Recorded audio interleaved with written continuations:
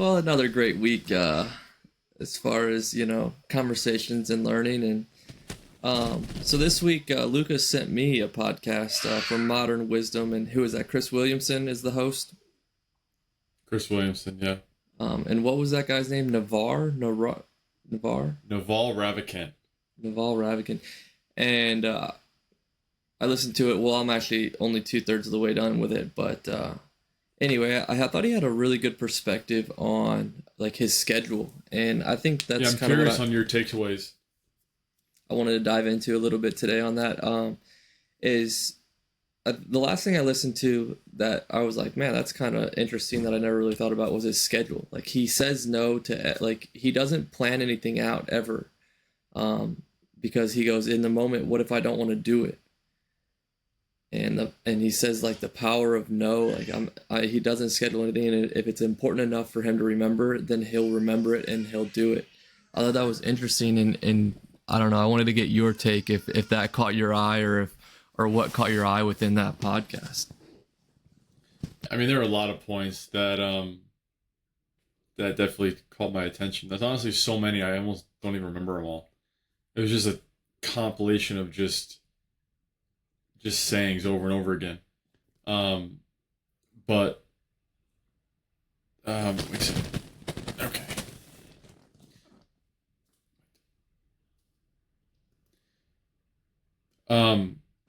It was almost like a compilation of just like all these sayings he has, but the schedule one threw me. He used to keep one, he said, and then he said he stopped because someone said something about it, and he just tried it out and he liked it. But he's got a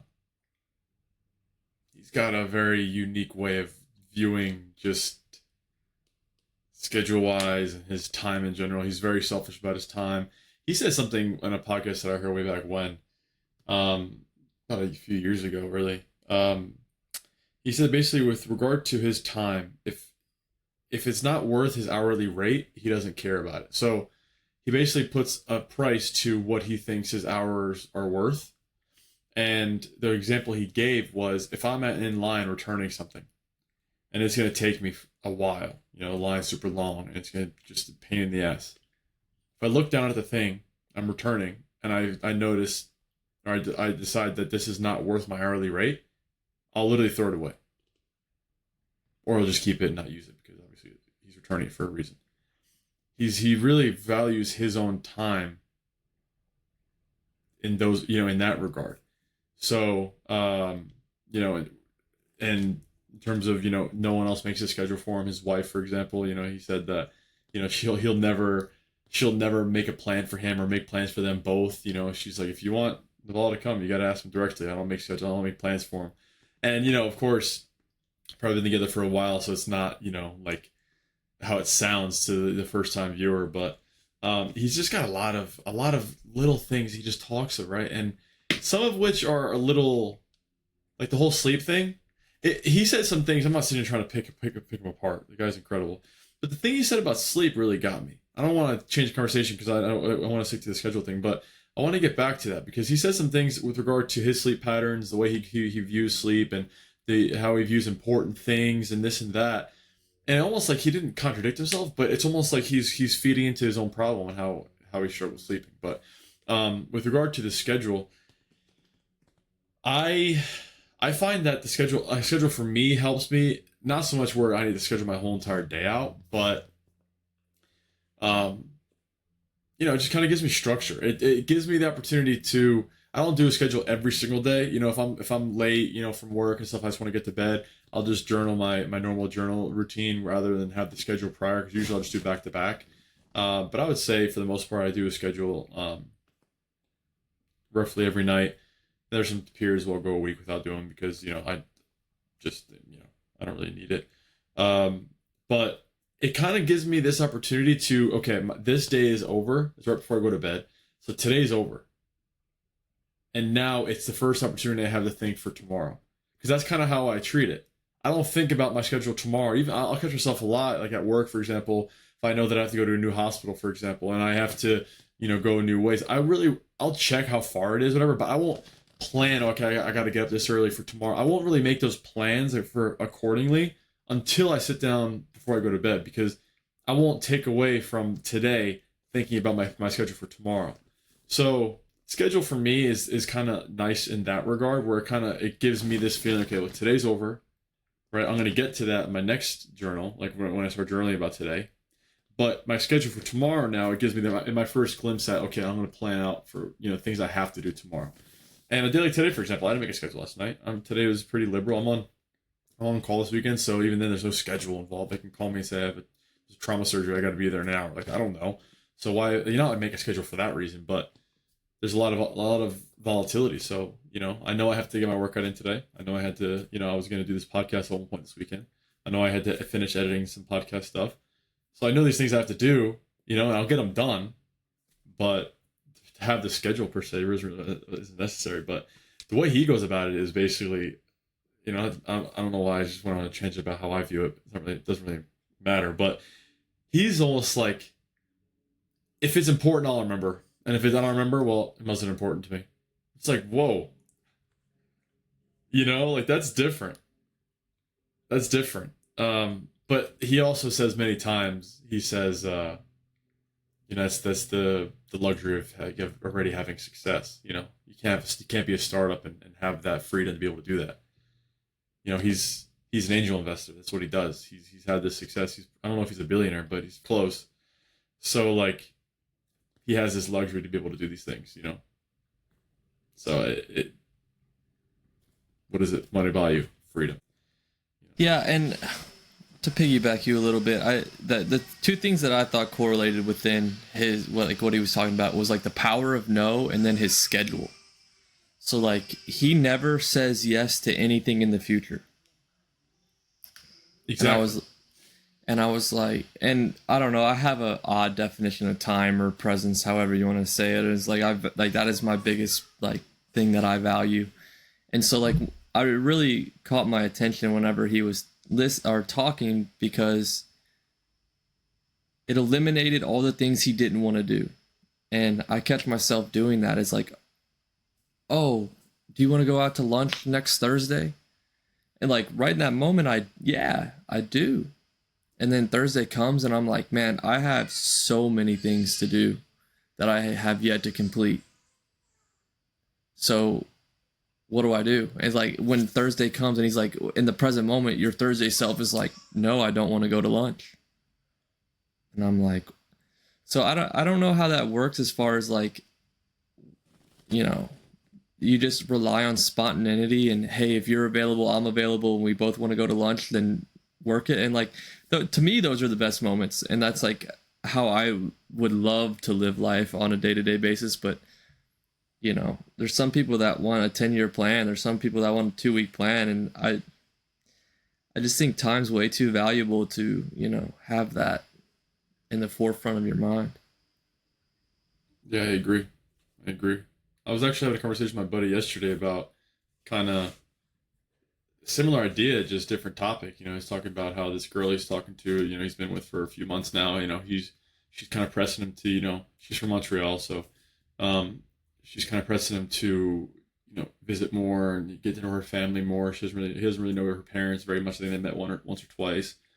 And I was talking to him yesterday, and he was just basically saying, man, I enjoy her. I like her. But I'm not super ecstatic to have to go all the way to Montreal. Like, I'd like it if I was going there to spend time with her and we can go and do things, go to dinner. But I feel like I'm going there just because I need to go and, hang out with them. And, to get to know her family better, because that's what she wants me to do and stuff. And, I basically said to him, I was like, well, man, it just sounds like you guys are in two different places. Like, she wants to progress things. She wants things to be a little more serious than you want them to be. And of course, that's whatever, normal, fine. But at the same time, the things that need to happen will happen. We've talked about that plenty of times. You can't force the relationship with your parents. You can't or with your significant other with your parents. You can't force the relationship to be more serious than it is. It's just, those kind of things just happen. And at the end of the day, I was saying to him, and he agreed wholeheartedly, you know, if you guys just enjoy each other in each moment, right? And you guys just do the proper things and just enjoy the encounters you have with each other over time, that's the relationship. And then you're gonna meet the parents. You're gonna get to know the parents perfectly fine. You guys are gonna get to know each other even better. Just if you do the things in each moment, right? Over time, they will create the outcome that you're looking for. But it's when you look at the outcome and you take away from the moment, and the only thing you're focused on is what's going to happen or what you want to happen versus what you want to do now. It's somewhat like different because obviously it's a little more moving parts, but essentially it's just not putting words in your future self's mouth. You know, why would you ever say something that you're not 100% sure of in the future? So, then of course making plans and scheduling things out, yeah, it's a luxury to be able to live that way, and I guess we're all capable of it, but it's just a matter of the people that he's turning down dinners to, I guess. To me, that's that power of no, or not non-committal, and Yeah. if you get to that Thursday, you get to that Friday, and you're excited to go, then yeah, you'll be there. Yeah, but I do. I'm very very strict with myself with regard to my word. If I give you my word, I stick to it, and it's almost not a flaw of mine because obviously it's not. But I kick myself in the butt a few times when I give my word and I kind of have to follow through with it, and I didn't think it through. And I've really learned now that when I say something, I want to mean it. I need to mean it. So it almost gives you can look at it both ways. You can look at it like you're doing what you want to be doing, right? And that's fine. So you just back out last minute. You said you were going to do it, and now you just don't want to, so you're not going to do it. Okay, fine. You're valuing your time. But at the same time, I think more so on the side of you're going against yourself. You're giving yourself less credibility. People are just going to stop trusting you. I think there's nothing worse than someone who makes 4 plans for the same night with 4 different people, and then at the last minute they decide which person. I know people like that. I have buddies like that. I call them out every time. And they're like, "Oh, bro." It's like, well, what are you doing?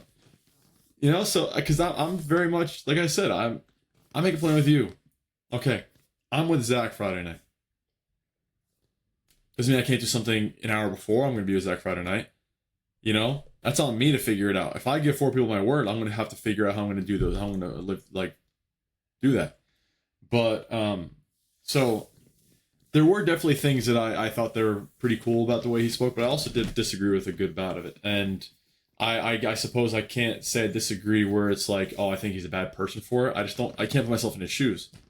And, in terms of, the things he's learned, the things he's experienced, and all that kind of stuff. I mean, with fame and who he's become, it almost requires a level of selfishness, or else people are going to take advantage of you. To a certain extent, people are going to expect things from you. So, I guess him being like that almost gives himself that buffer to be able to really do what he wants to do at all times, and have people just even the text message thing. People will text him or call him, and he'll have like an automatic text message or email that goes back to him and says, "Hey, I'm not going to respond to my email. Hey, I'm not going to respond to my text message. If it's meant to be, it'll happen."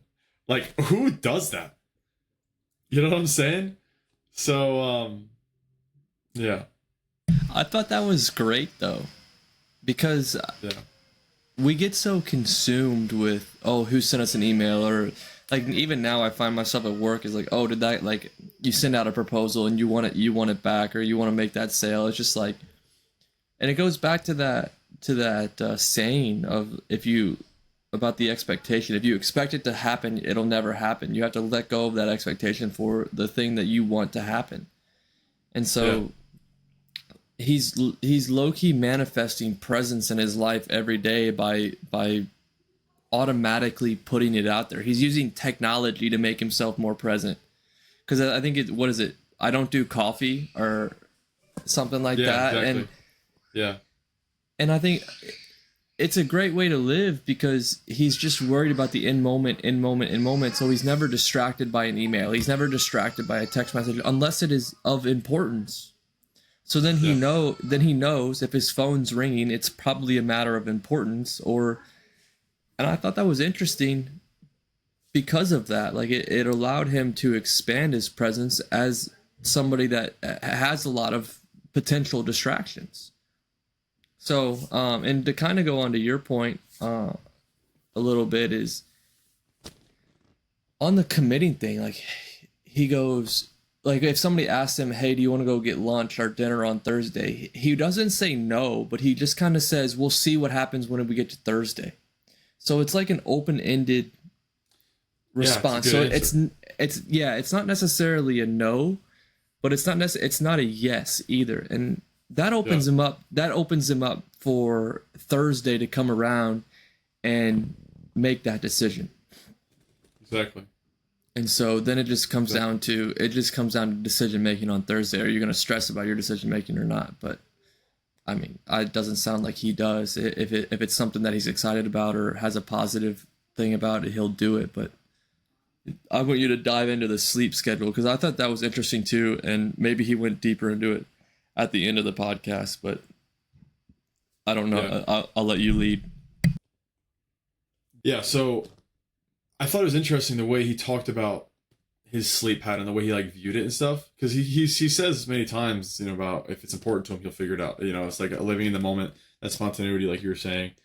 If he wants to learn something, he'll learn it right there. If he wants to, to begin something, start something, he'll do it right there. If he wants to, do this, he'll do it. Like it's just, he wants to learn something, he'll get that and he'll learn it in that moment because that's when you really do the learning, you really do the all that stuff. So, like he does things that are important, but then he talks about how he struggled with sleep or he struggles with sleep. He's up and this and that.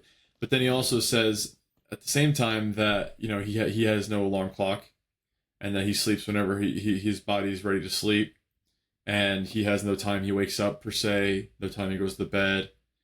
And I just think they're just two things that contradict each other very much. If you're someone who struggles sleeping, the rigid, like, to have that routine is what allows your body to become used to sleeping in those time frames. I there was like I'm not sure if I talked about it with you, but I read a little while back, or I heard a study where they did, where basically they were teaching people to, they were seeing if the body adapts to like sleep cycles. So essentially, they got these people. I'm not sure if it was a 1 month or 2 month thing, but they they basically had them. They weren't allowed to touch their bed. They weren't allowed to go into their bed until 11:59 at night. 11:59 at night, and then they weren't allowed to sleep past, I think, 5 a.m. I think that was what it was, 5 a.m.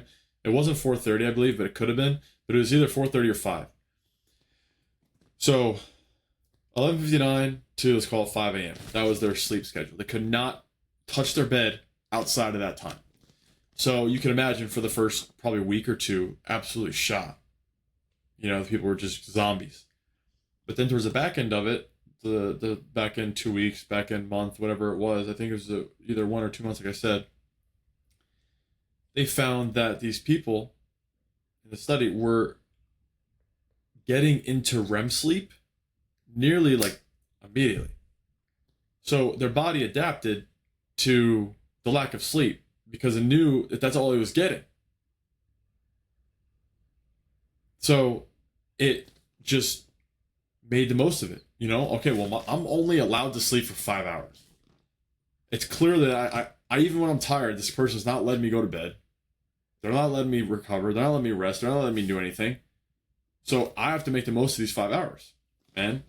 And turns out that they're getting the same amount of sleep, quality sleep, that a person's getting if they're sleeping 7 or 8 hours. Because obviously you have the different cycles of sleep, and REM being the last, I believe, and that's really where a lot of the, the growth hormone gets released, and a lot of the recovery and all that stuff gets released.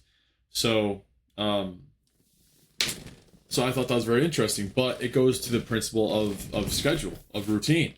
Your body becomes oriented to what you allow it to work with, I guess. So you'll adapt, but if you have a problem with sleep, you don't think I that would be my number one, that because I went through it, I lived it. I was a terrible sleeper. And when the one of the things that changed my life completely was when I heard Jordan Peterson say, you have to pick a time to sleep, you have to pick a time to go to bed, you have to pick a time to get up. He's like, you have to have a proper circadian rhythm, a consistent circadian rhythm. You have to. It doesn't matter when it is. Just pick a time to go to bed and pick a time to wake up, and stick to it.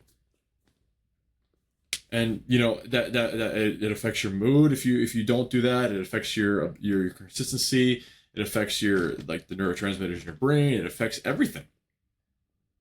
So I don't know, that shocked me when he said it kind of he's kind of living the life of a monk while being a businessman. So it's like it's cool. Yeah. It's interesting. What does he do, or what made him a boomer, or so, like? I'm not 100%. There's probably a lot of things he's done, but I know for sure that one of the things he made a lot of his money or a lot of his fame with is angel investing, which essentially is you're an angel to like a business, for example. What does that mean? Well, your business is going downhill. You're shot. No one's giving you a shot. You can't get money from lenders. No one wants to invest in your company. You're not getting, no one's giving you capital. You can't fundraise anything. You can't and anything. So you're kind of just going to bankruptcy, and you're just kind of fizzling out. And angel investors will come in essentially, and they'll just kind of save you. They'll just give you the money, but yeah, they save you. They see, they're the person that sees the light when everyone else sees darkness. They say, oh, well, this can be something. Well, that matches the way he's talking too. Yeah. So, I'd imagine to have the success he's had a lot of success doing that specific thing. But he's also, a businessman. He creates business. He's in the middle of, or in the startup of creating a new business. He said, entrepreneur. So he does a bunch of things. Yeah, he's done a bunch of things. He's super cool. I think he has a engineering background or something like that. Like, I'm not sure exactly what he seems intelligent, and the way he talks, I know. And they also talk about just like being themselves as well as like, and I know that's a constant theme that keeps approaching it and coming up with a lot of these successful people. But go ahead. No, one thing he said when you said about being yourself, he said to Chris, he said that he gets invites all the time to do podcasts, and he gets, people reach out to him a lot, and he hasn't done a formal podcast really for a few years. I think the one that I really heard of him for the first time was the Joe Rogan podcast that he did back, I think it was 2019 or so. And I would really suggest listening to that, dude. He said he's got some just crazy takes that it just makes you think. This is not a side note, but this is one thing I'll never forget. He said, every man has two lives, and the second starts when he realizes he has just one. And I heard that, and I was just, slap across the face. You know what I mean? Every man has two lives, and the second starts when he realizes he has just one. And when did that realization come for you? Didn't come in that way. I can't say like I resonated with that like I do a lot of things Jordan Peterson says, for example. They're not the same person. They speak of different things. He's more, I think he mentioned it, Naval did, where basically he has these he calls them quips, I think. And basically they're things that what I just said, for example, right? It's worth a million words. You can write an entire essay on that just brief saying, and it's more about the principle behind it. It's like, well, what does that mean? It may be something different to you, it may be something different to me, but to a certain extent, it says, what does that mean? Well, it means you got to enjoy life for what it is now, because you only get one. You can only enjoy this moment one time, and essentially that's how I interpreted it. And it's a lot of these things he says is almost just like he says a lot of things in a very specific and short way, and it raises a lot of thought. But what was I saying about him? But Joe Rogan, he was on that. Now he hasn't done a big podcast since, and he said that out of all the podcasts, Modern Wisdom was the one that he was kind of the most keen on doing. And I believe he even said that he reached out to Chris Williamson to do it. And which shows you a lot, actually. He doesn't, obviously, doesn't sound like that's something he does typically. And he said because he felt like Chris Williamson was the most conversational podcast rather than interview podcast. So it was more just a conversation with his. That's how Chris, I guess, goes about his podcast in Modern Wisdom. It's more of a conversation between the two of them rather than picking his brain and asking him questions and like really not giving his own insights. Just almost like, all right, this is strictly for the viewer. I'm going to interview you so people can listen. And yeah, I don't know. I thought that was interesting, and it made me think of like, and then authenticity, of course, goes along with that because I think that's a prerequisite if you're going to have conversations and have those kind of podcasts. Like Chris just needs to be himself all the time. This conversation is not going to go anywhere really for 3 hours, especially if he's not just being himself. But yeah, it made me think of us in a way. It really did, because I don't think there's anything about us that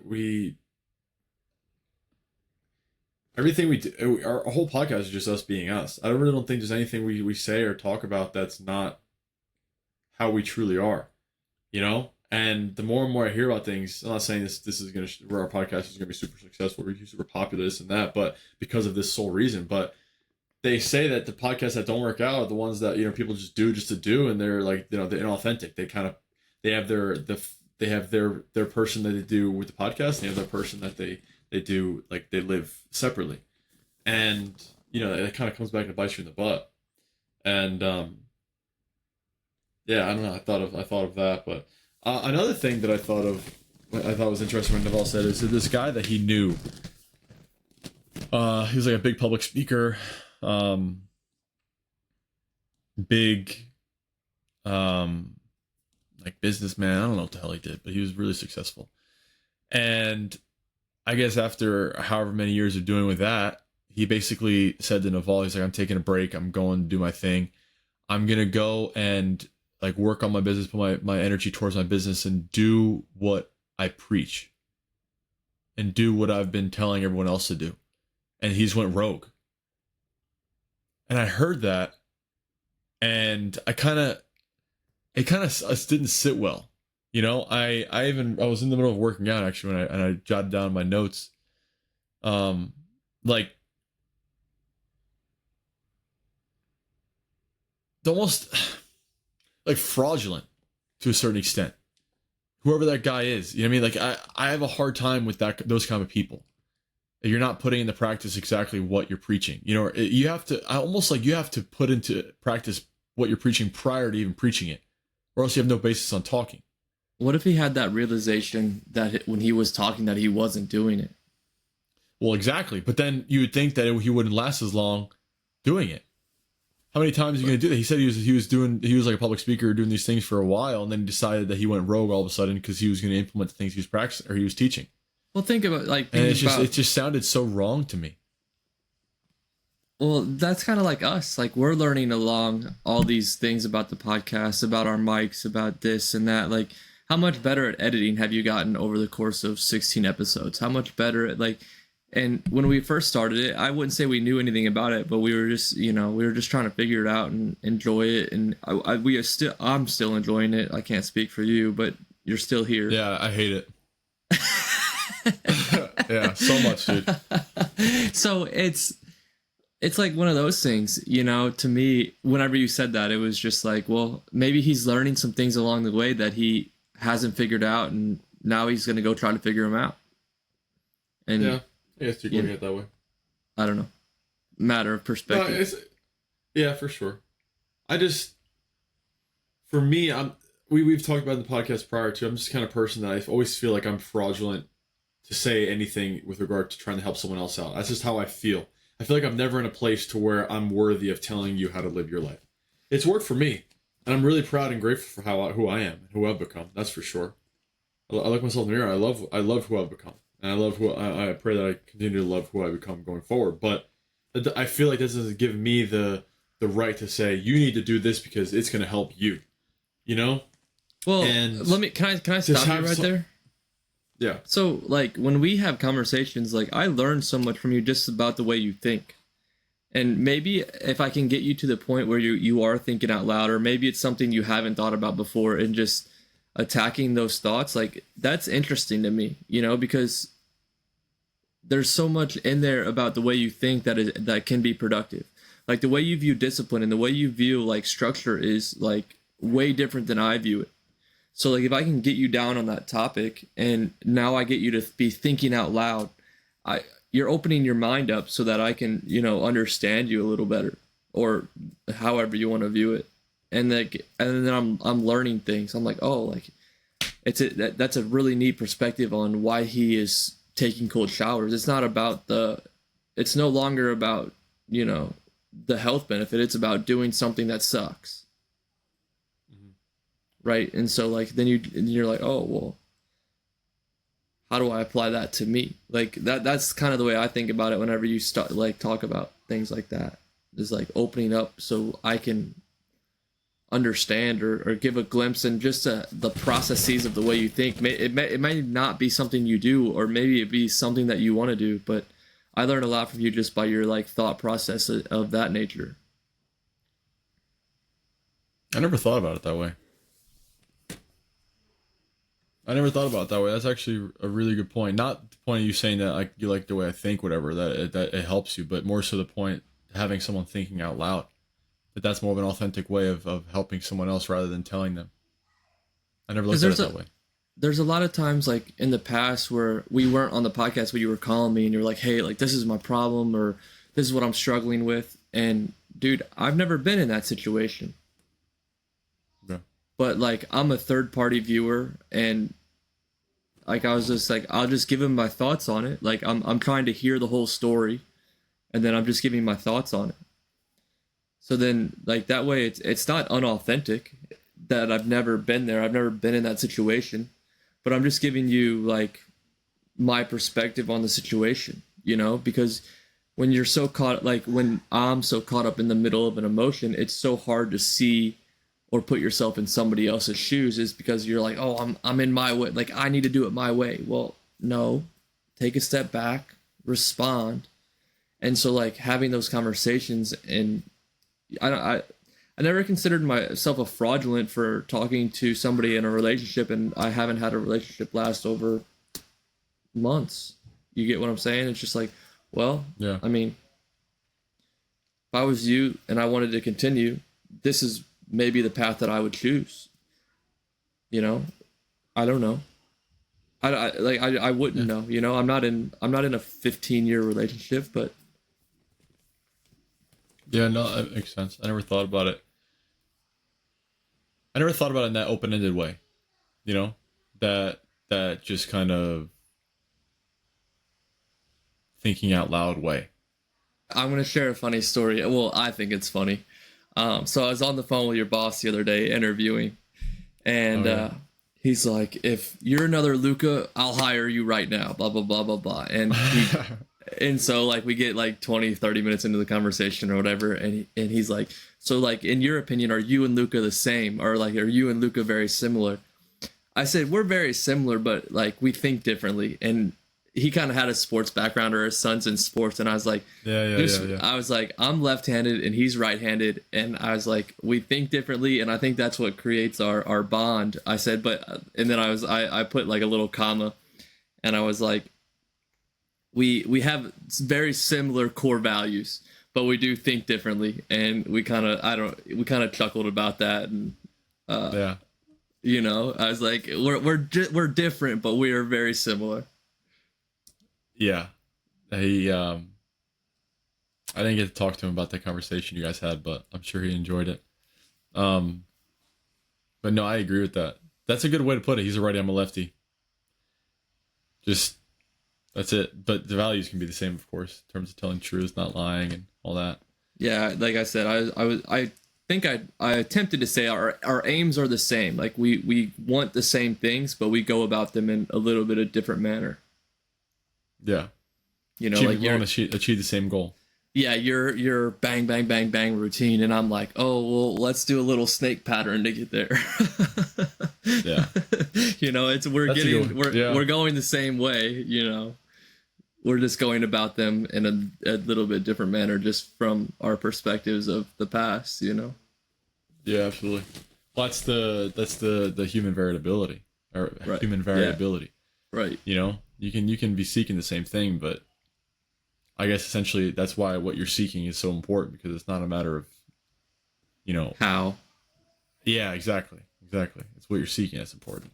But Well, and you know, it's I was thinking. go ahead, go ahead. No, Sorry. no, no, no, no, no. What? No. I I think was it's gonna just change. it's valuable to have that, like, and I think that's why my circle gets smaller is because you can only find so many people that are going the same direction as you or attempt saying they're going the same direction as you. So like bouncing ideas off of each other or having these conversations are valuable, you know, because you're going in the same direction but you're going about it in your way. So I have something to learn, or maybe I can, you know, adjust my what I do a little bit to make myself more efficient, you know. So it's like constant. It's almost like a bumper car, or like, you know, and it's an ebb and flow to me. But go ahead. No, to go off of that, actually, I'm glad you said that. How long do you think it takes you to figure out someone's authentic or not? In terms of what I mean is, if someone says they live a certain way, how long do you let them stay in your life if you realize that they're just full of shit? I don't think Okay, it so takes very long. two part question. How long till you realize it's like, all right, this person's full of shit, and how long till you just say, I honestly don't give a fuck about you anymore? I don't think it takes very long. Uh, like in the professional baseball world, when you see somebody every day, and that's what, excuse me, that's Yeah. just what I'm going to relate it to. Like if somebody's like, oh yeah, like I want to be the hardest worker, this and that, and you're constantly like you see them every day, so like you can see work ethic, you can see moral values, you can see the way they interact in and away from work, and it's just like, okay, well, you know, is that somebody I want to be around? You know, is who they are on the field, and are their words matching actions? And I guess that's the determining, do words match actions, and if they do, then they're probably not bullshitting you. But some people are a good liar, are good fakers, or however you want to say it, but that's irrelevant because eventually it will come out. 100%. Right? So it's just as long as you stay true to what you're doing and what you believe, I don't think it's very difficult. But when you get caught up in chasing things of worldly nature, of validation or things, I think you can, like for me personally, you can get lost in that and you can lose your perspective and you can lose a lot of things as far as the good in your life because you're not seeking what's truly highest. Mhm. So like obviously I make mistakes, but like it's that constant, like if you stay true to yourself and somebody's bullshitting you, you'll be like, okay, like they're only doing themselves harm. Like you're not doing me harm because I know the path that I'm on, right? So if you want to join me on this journey, if you want to continue to have these conversations, if you want to continue to go down that road, let's do it. I'm here. So I'm ready. Do you just excommunicate people or whatever? I mean, I just think people are in your life or not in your life, you know. And we had this conversation. I think it was off podcast, but it's like when somebody pops in your mind, it's like, well, they had an effect on you. So like, if I give them a call, do they respond? Yes or no? Do they? If I shoot them a text and ask them how they're doing or whatever, this and that, like. So it just kind of ebbs and flows throughout life. And obviously, like away from ball, now I have, you know, less friends and I'm starting a new job. So I'm meeting new people and this and that. So it's just a constant evolution of, you know, one foot in front of the other. Does that make Yeah. sense? Yeah. Yeah. So Yeah. like I would just say like trust your instincts. Like if somebody is, you know, just wanting to be your friend, you know, you might need to ask some questions. But if somebody's just genuinely wants to be there for you, then I would say let them be there as long as they want to be there. And that's how you would know. It's you don't have any control over it. But if you're being the best person you are, like who's going to stay in your life? I just think I'm such a I'm such a I'm so like hyper aware of ingenuity that I will just back off. If I get like any sense that you're just full of shit, that you're a liar, that the things you say don't match, I just lose respect for you. And it may be a flaw. Like I'm not sure exactly what it is, but I will literally just you're useless to me. Honestly, that's how I view it. Like you're worthless to me. And in that sense, like what am I doing spending my time or giving my time to someone who I believe is useless? And because if they're in my opinion, if you're lying, if you're living life in a way that's like screw who hell with me what I think, but if you're just acting and lying to yourself and you know you're not even being a good person for yourself, and the thing is you're acting to everyone else like you are, it's just this giant facade you live in. I have no time for you. If you're not going to try and help yourself out, then I couldn't care less. What if they need help? What if they need help? Well, if they need help, then it's pretty evident that they're coming to the leader. no, like no, it's not like that. It's not like, hey, I need help, and and then I'm like, no, fuck off. It's not that. It's more so like the person who's who you're friends with and this and that, your acquaintances with, and then you start to see how they act and how they say things, and it's like, oh, I can actually I'm down. Like, I like this person. Like, this person actually kind of gets it. But then you see that they just don't act that way at all. That they're completely different. That if they're a big social media person and they act and they flaunt with this and that, all this bullshit. And then I eventually I'll just get to a point where I'm done. I couldn't care less. Where it's like, all right, you're not who you say you are, but you want people to think you are a certain way. That's fine. Go do that. It's just not going to be it's not going to be in my life whatsoever. Like, I just don't care to have you around, and I have the luxury of doing that because it's my life. I don't care about you. I don't care about your feelings. If it doesn't help me, I really don't have anything to offer you. That's power. So that's power of no. Yeah. So, and like, does that sound selfish? It's like, yeah, to a certain extent, but like I said, you have to be selfish to a certain extent with your own time. So, but yeah, so that's what I was asking, because I'm curious how you viewed, if you're a little more liberal with, kind of giving people chances. I feel like I think I'm bad with that. I sense something and I just, you're out, and yeah, I think so, because it's probably the path that I came from. I was a little egotistical. I was a little manipulative, and seeking validation. So when I see that or hear that or feel that, it's just like I have that little empathy within. And it's just like, okay, like, this is my life now. This is my path now. Like, and I believe it to be a better way. So if I can let them speak their piece, maybe I can, lead a horse to water. I can't make them drink, but maybe exactly. Maybe I can lead a horse to water. And so to me, it's more or less about like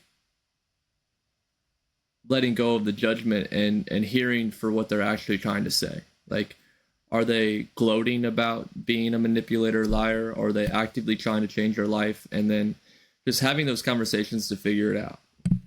Because I think it's... Well, if they're actively, then that's obvious. Right. But again, that relationship might dissolve too, because you can maybe I don't know enough, or maybe they know more than me, type of deal. So it just I'm not always successful at this, but I try to eliminate prejudice immediately and just start at square one, and then build from there.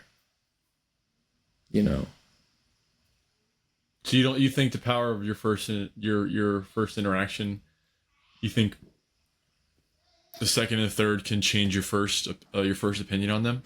Well, okay, like from my perspective, I used to be like loud and annoying, and I'm gonna label myself real quick. Used to be loud, annoying, and obnoxious, and just kind of very forceful in like talking crap. Like I just had dinner with a buddy that I played rookie ball with, and that was like my prime just chirping stage. And like I never like I probably did chirp people behind their back, but normally what I said was like at people.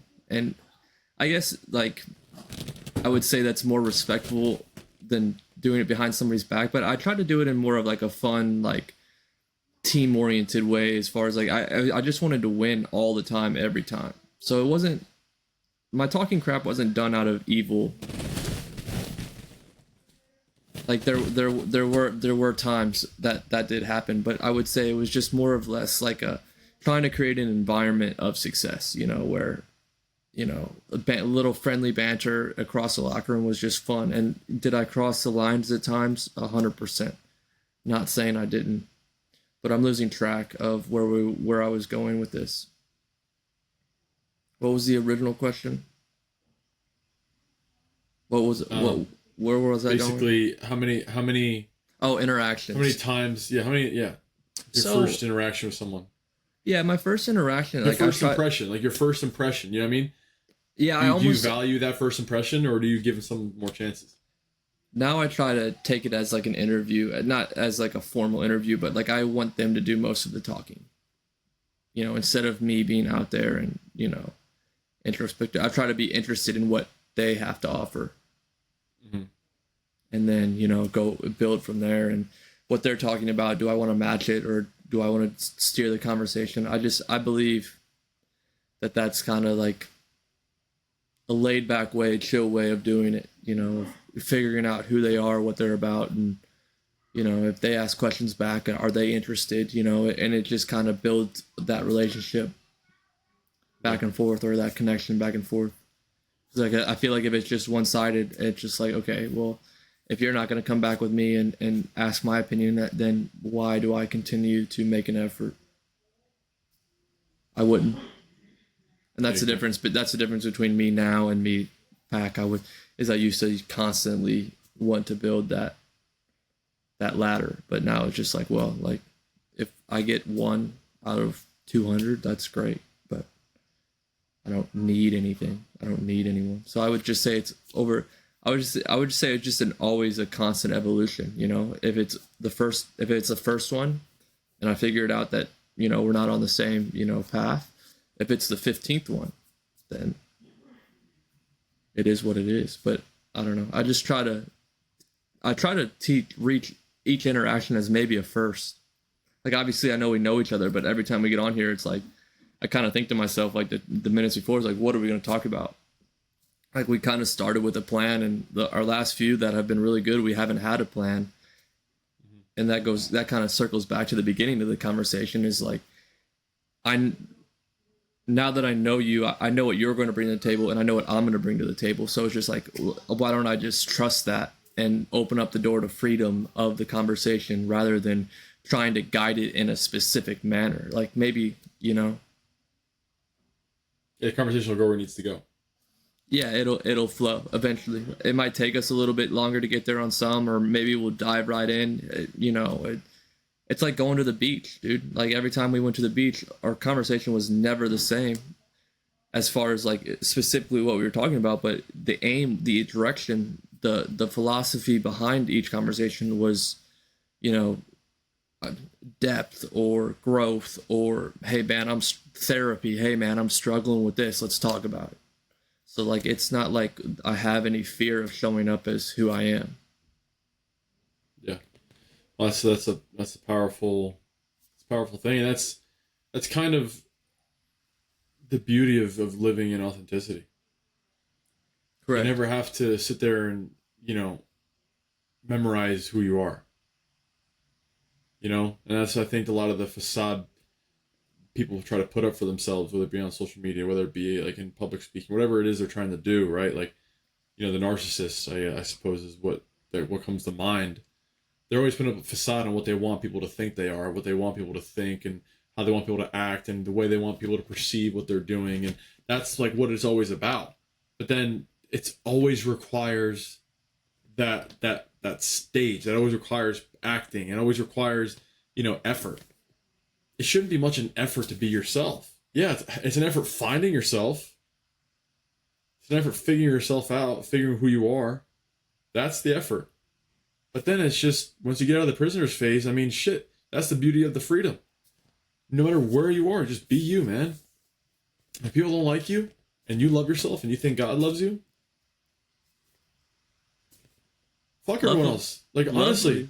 Yeah. Yeah, like, so I think there's just a lot of the things that he talks of, Naval, going back to Naval, like the spontaneity he lives in, it's all a byproduct of like that principle, I think. He just does what he does because he just knows who he is, and he knows that he doesn't need to do anything to please anyone else. He doesn't need to put up a facade. He doesn't need to act a certain way. He doesn't need to go to a thing just to show someone he's interested. It's just, he's himself unapologetically, and to the wrong people, that's him being a prick, to the wrong people, that's someone who thinks that he's stuck up, that he thinks he's better than everybody. But then in essence, he's probably, most likely from what it sounds like, he's the exact opposite. And, who cares? So right. I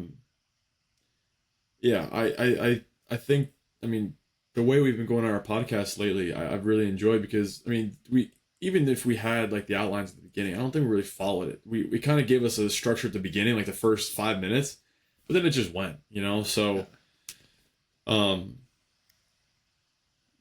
just think when you can constantly just show up as yourself, it'll just, things will just flow. And then the hard part is just kind of, he said it a lot, he tries to never say the same things twice. And I guess that just means that the conversation always has to be about something slightly different, But at the same time, if you're talking about a certain thing, you hear Jordan Peterson, for example, he's always talking about Cain and Abel. He's always talking about the Genesis story. He's always talking about making a room. He's always talking about, at least not tell the truth, at least don't lie. These are core principles of his teachings, we call it, right? And they apply to so many things. He's always talking about Pinocchio. He's always talking about the dark triad. He's always talking about, narcissism and he's taking those things. He's taking those complex. And, yeah. He's always talking about these things. Hedonism. I mean, shit. He's always saying these things because they apply to everything. And I think that's kind of, we've talked about it in the past. You hyperfixate on a certain thing. You get so good, and then you realize on the back end of that, now it starts to spread back out into the world because you start to see everything else. You have to put the blinders on to experience and to learn exactly what you're learning. But then I think once you get to a certain point, that knowledge starts to apply everywhere else. You can start to see it in everything. And that's when it really gets valuable. That's when your growth on yourself gets so valuable, because it's not so much about you anymore. It's about what you've learned about yourself, how you can perceive the world through that lens. But you can't perceive the world if you haven't done it internally. It's an hourglass for a reason. You have to go in first to come back out. And so many people are just, we've talked about it, people are trying to fix the world, people are trying to do all this shit. They don't even have their own life in order. They don't even have their own marriage in order. They don't even have their own relationship with themselves in order. They, it's just, not to go off on a tangent, but, Well, that's kind of, to me, like, that's where identity comes into play. Yeah. Right? Like, if you can, this is who I am, or this is who I want to be, you can walk down that path. Yeah. And then that's your identity.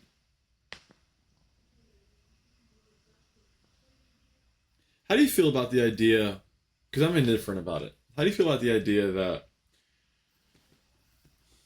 imposter syndrome, right? In order to become who you want to be, you have to act like the person you want to become. So essentially, you're never acting like yourself. You're always acting like the person who you wish you want to become. So let me get... Then in essence, that can become you. Let me get imposter syndrome right. So I think I'm somebody else, or I believe to be somebody else, or I don't feel that I am myself in this moment. No, more so in the idea that you feel like unworthy. Imposter syndrome, for example, right? So I feel imposter unworthy. syndrome. I feel unworthy to be playing professional baseball, so to speak. Well, let's say if your dad was the coach in Double A for the Twins and you got signed and you had a shitty college career and you were half-assed in high school, and then you got Okay. drafted. I'm with you. So you show up and you see all these people around you that are just studs, and you're like, "How did I get here?" That's imposter syndrome. You Okay, feel like so you didn't earn the position that you have. what's the So question? that's a one interpretation of it. So That's fine. that's one interpretation, but to the same degree, right? If you want to become something, then you always have to act like the person you want to become. Correct. So in essence, you're always acting in a way you're always acting like the person you wish to become rather than the person that you are in the moment. And in which case you're living in that imposter syndrome phase. But then in a certain way, that person you wish to become will eventually become you. But Okay. I'm not saying I believe one or the other, but you. I'm just curious your thought on it. I'm with you. I wouldn't say if you're aiming at the person you want to be, you're living in imposter syndrome.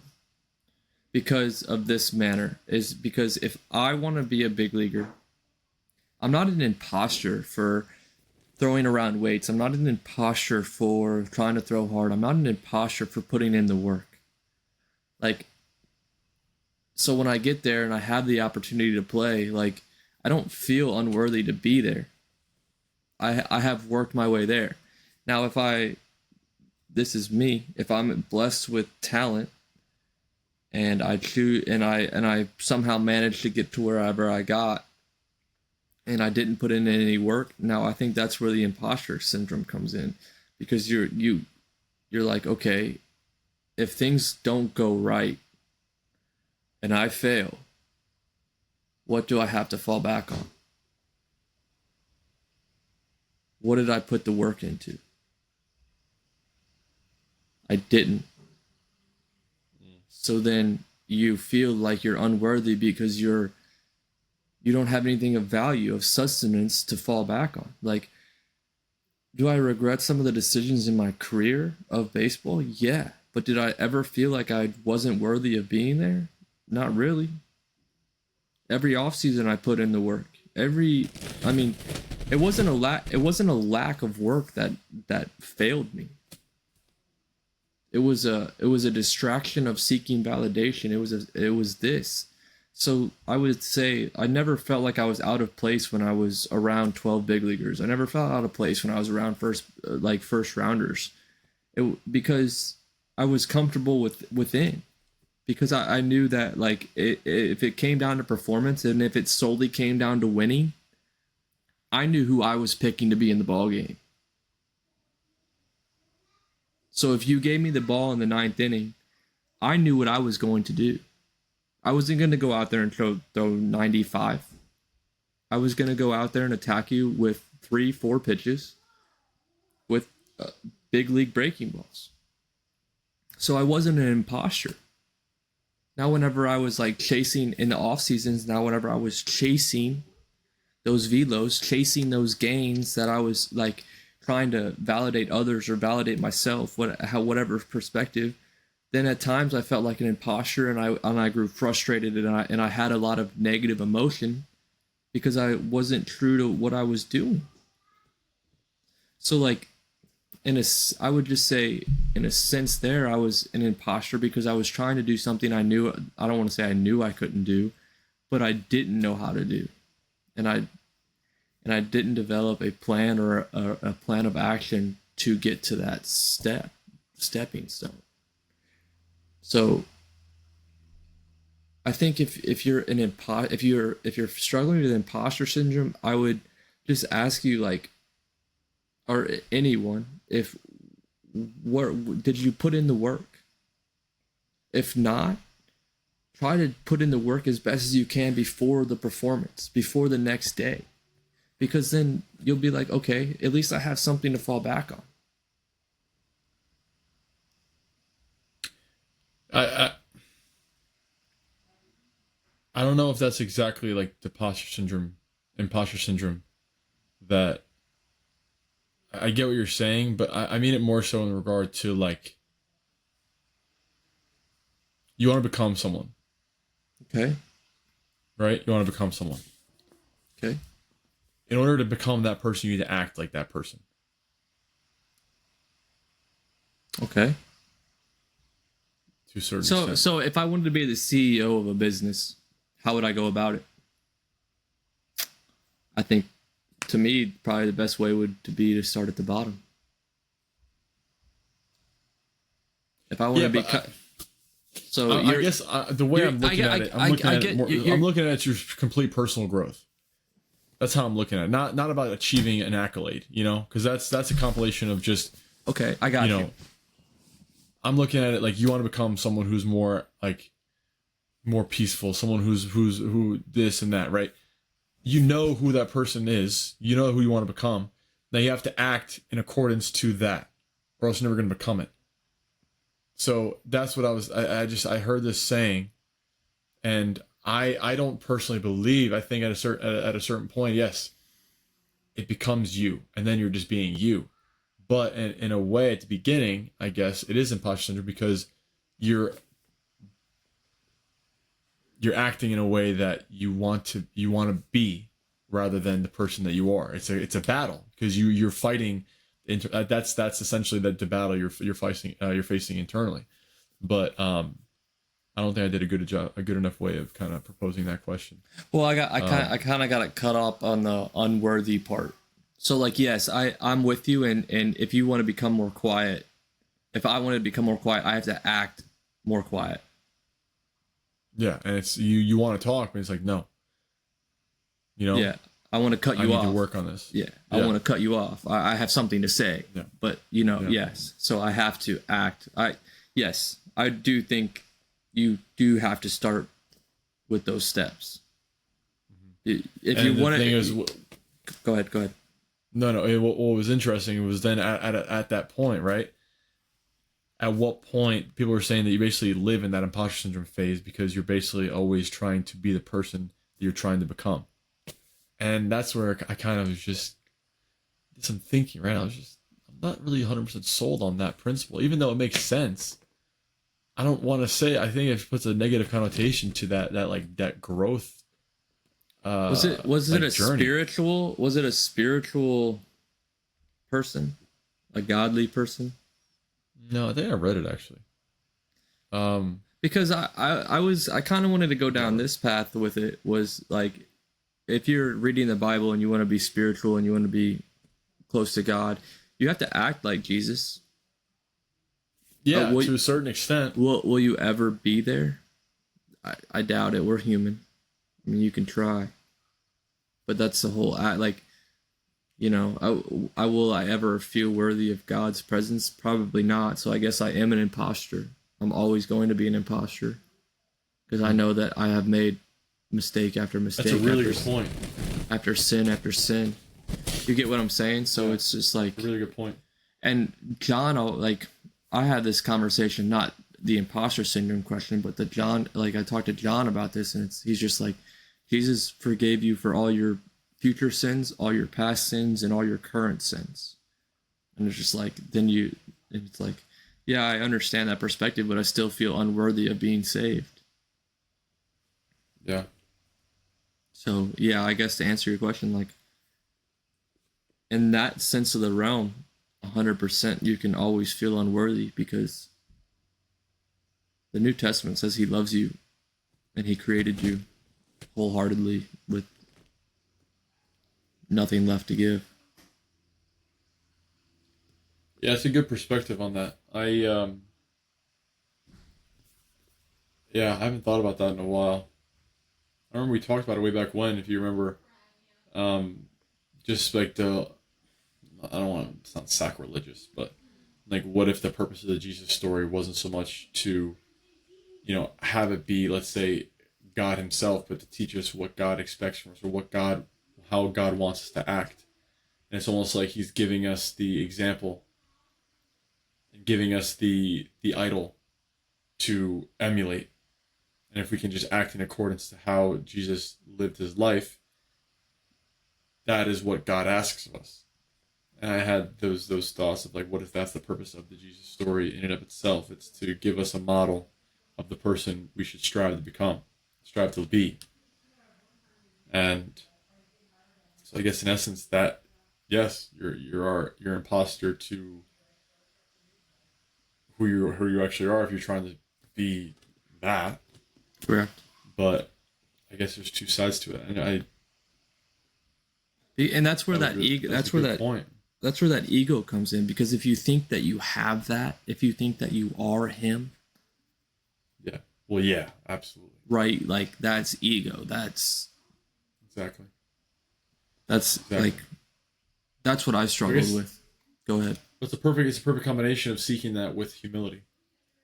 Humility being never feeling like you're fulfilled, that you've never reached that point, but the confidence knowing that you're living your life in the proper way to where you truly trust that you're living life in accordance to how God would want you to. But you're humble enough to never put yourself in a position to where you feel like you've reached that point, or like the saying, never put the cart before the horse. Like you're always seeking it. You've never reached it. And that brings you to the idea of the unfinished pyramid and all these things. It's detached to the top for a reason, and yeah, that was really good. I did not think about it that way, because I guess at a certain point, yes, that becomes who you are, right? So that you're not in that imposter syndrome anymore. But then you could also view it, well, if you're trying to live in accordance to the highest being, the highest good, that's never going to be you. So you are an imposter. But I guess that's the scenario where being an imposter is pretty damn good. Right. Because at least you're striving. Yeah, yeah, dude, that was good. Yeah, I didn't even thought about it that way. That's really good.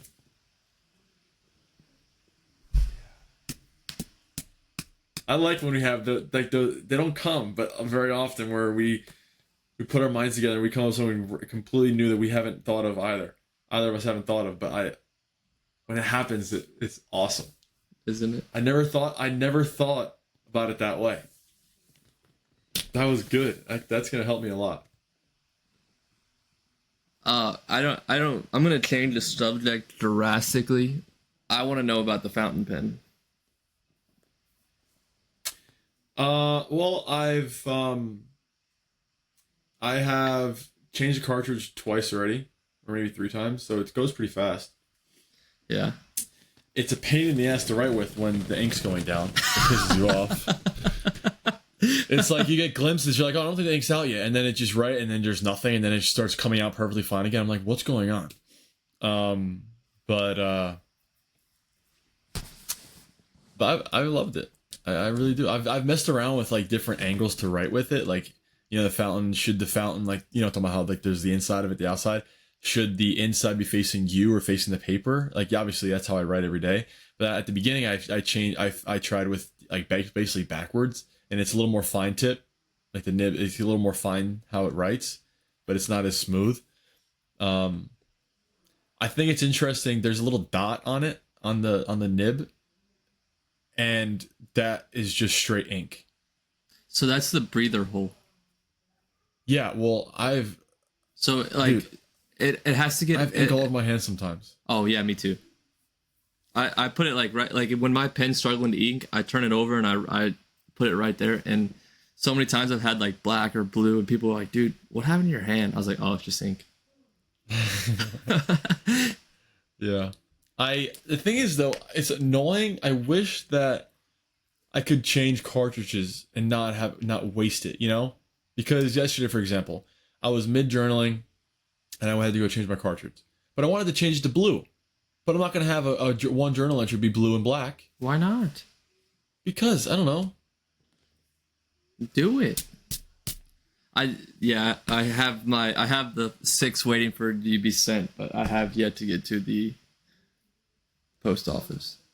It's all right. I've been slacking a little bit too. I've been meaning to send Mike his wedding gift, and I just haven't gotten around to getting to the post office. I gotta write the check and go. So it's get a card and send it to him. So. By Monday, it will be there or be in the mail. I promise. That's my goal.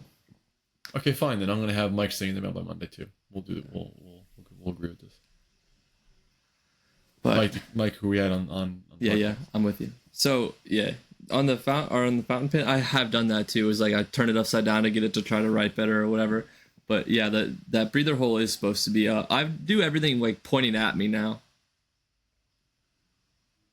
Even with my breather hole pointing at you or breather hole pointing away. So like if I'm writing, like I can, if the nub was like straight across, it would be like flat against the paper going across. So it would be a thick line going that way. Yeah, exactly. Yeah, I think that's how it's meant to be written. I think so too. That's the way it works best. I will say though, when I get another one, I'm gonna get a fine nib. I think the medium, I think, is what I have. I think that you actually obviously use more ink because it's thicker. I think you'd actually get more out of the pen if you write fine. Correct. Fine nib. And also use your plunger. The one that twists and comes up, that'll hold more ink for you. Yeah, but how do I get that out of? You know what I'm saying? I don't have an ink vial, so how do I use the plunger if I don't? Well, I can get the ink vial, but what I'm saying, can I pull out of the cartridges? I doubt it. I'll send you one. I'll send you. I can go get one. I gotta. Honestly, I don't even know.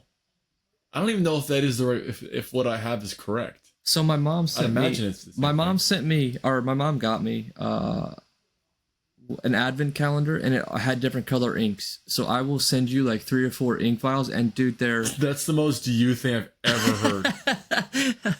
Holy shit! They're like that big. So I'll just put a box together. And I'll send you a couple. It's a vial. It's not a cartridge. Correct, but I have cartridges. I'll send you the cartridges along with these little vials, and I'll give you a couple. Oh. What? Hang on. Tell me some colors you like. You want like I'll give you like a red, a blue, and a green, or something like that. Maybe a orange. Yeah, I know, but I'll just send you a couple ones, and then that way, if you only took Can a you little mix bit, colors around if you wanted to? Can you mix vials? I've never done it. I haven't done that. I've always washed out my pens when I've changed colors. How do you wash it out? Water. And then like I take the nib and I fill up like a cup of like warm water and I just drop the nib in there for 30 minutes. Oh, and you then don't have like a tool that you get in? Q-tip. Oh. So mine are like pretty straightforward. You know how mine are one piece. And yeah. So if I had yours, I would only take the nib out and clean out the nib. I would drop the nib in the water for, I don't know, 15 to 30 minutes, 10 to 15 minutes sometimes, even less. And you'll see all the ink come out of it and it'll turn clear. And then you just let it dry off and then you re-ink and go. It takes a little bit to dry out though, just an FYI. But I've just been, the writing is amazing with it. I journaled this morning. I do enjoy writing with it. Although, handwriting didn't get any better. I'm not surprised. You've only had it, two weeks? No, but I thought it was, I don't know, I thought it would be a little more elegant. Handwriting is the exact same. I mean, it's not bad, but it's not great. Well, it just takes you to focus on it and slow down when you're writing. The practice of slowing down the writing. Yeah. I think it runs my family. I don't have bad handwriting. There's times when I'm journaling and I'm just trying to write down my thoughts and catch them. And then there's times that I'm like, oh, like I want to write pretty and I'll focus on doing F's fun, like calligraphy style. Oh, actually, I don't think I ever told you this. So I feel like you'd appreciate this. My aunt's a calligraphist. Really? Yeah, she you should ask her about it. I should actually. I didn't talk to her yesterday. I talked to my uncle yesterday, but she texted me yesterday. But yeah, she's a calligraphist. She people hire her to basically handwrite all like their wedding invitations and all that. So she just, I mean, dude, it's her handwriting is just stunning. And it's funny whenever you get birthday cards from them growing up and stuff, it would say like Aunt Alice, right? Just beautiful Aunt, beautiful Alice. And then you have my cousin and my uncle. It's like they fucking grab the pen with just their pen and they just scribble Uncle Brian and Peyton, dude. It's the funniest shit. It's like you have a professional obviously a professional writer with, a preschool kid. It's hilarious. That's awesome. But yeah, I'm sure she would have a lot of insight, 'cause I'm sure she's like, uses special things for it. Yeah. But yeah, yeah, if you talk to her about it, you gotta report back. yeah, I definitely will. I wonder what she uses, what kind of pen she uses. Definitely a fountain, obviously, but yeah, I wonder if she has any, her stash of, luxury pens. But dude, they pay a lot of money for these invitations. Bet they do. You know how hard it is if to write. if You know how hard it is to write well. If you handwrite, she's handwriting 300 invitations. Handwriting each one. I mean, that's kind of. I mean, it's tedious work, Not super difficult, I guess, if you have that gift, But it's tedious. Yeah, but if you think about it, you mess up one letter, that card's done. I wonder if there's a way they can fix it. You don't think so? I mean, probably not professional. I mean, what do you got to white it out? Yeah. I'm not sure if you know this. This is a little fun fact before we get off. Going off of that idea, back in the day with painters, right? The most valuable paintings back in the 1500s, Van Gogh times, whatever. The most valuable paintings are the paintings that were the first time go, no mess ups. It was just first time. That's it. And those are the ones that were very, very, very valuable.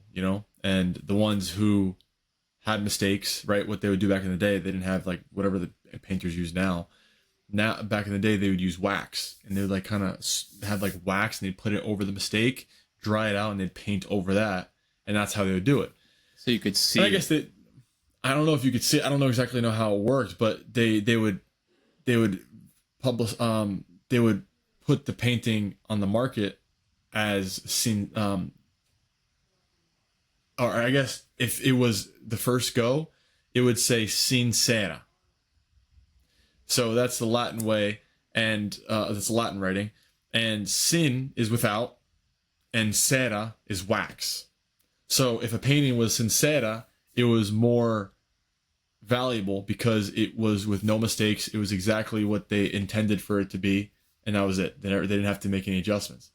And then as time progressed, people started noting cards and letters at the end. Sincerely, it eventually became in the English language, but it derives from without wax. So when you write sincerely at the end of your letter, it's saying this is with no mistakes. This is what I truly meant to say. You can kind of interpret it. Yeah, that's where sincerely came from. I like that. Yeah.